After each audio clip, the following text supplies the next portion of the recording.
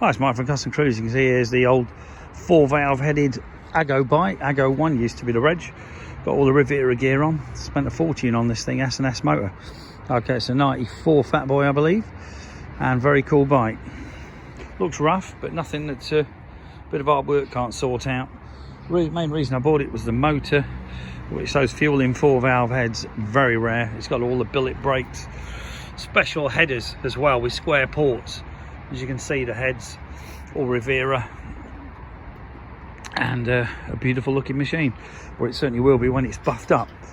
This is proper old school, you know, none of your billet wheels are like sheet metal.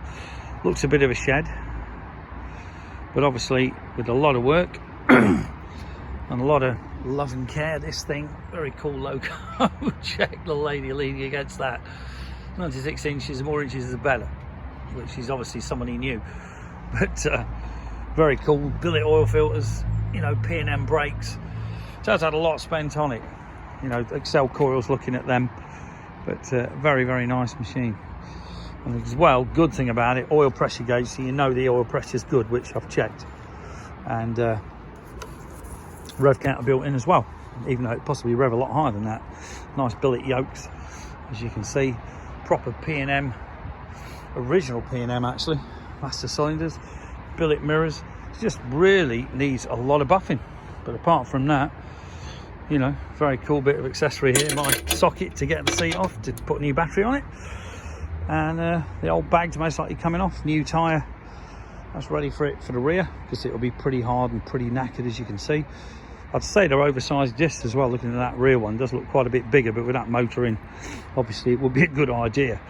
Possibly got Baker internals or Andrews, I'm not sure. I'm trying to get hold of Agos at the moment. But proper S&S super stock, so beautiful logos, or murals, whatever you want to call them. Lockhart oil cooler.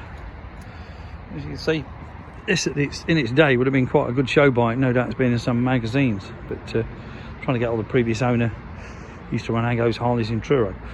But cracking bike, and can't wait to get it done up and get it on the road. Bit of tappet noise, but they are manual tappet adjusters on these. Even though it's hydraulics, you do have to manually adjust the tappets as well on the top. But 01773835666, customcruisers.com. Thank you.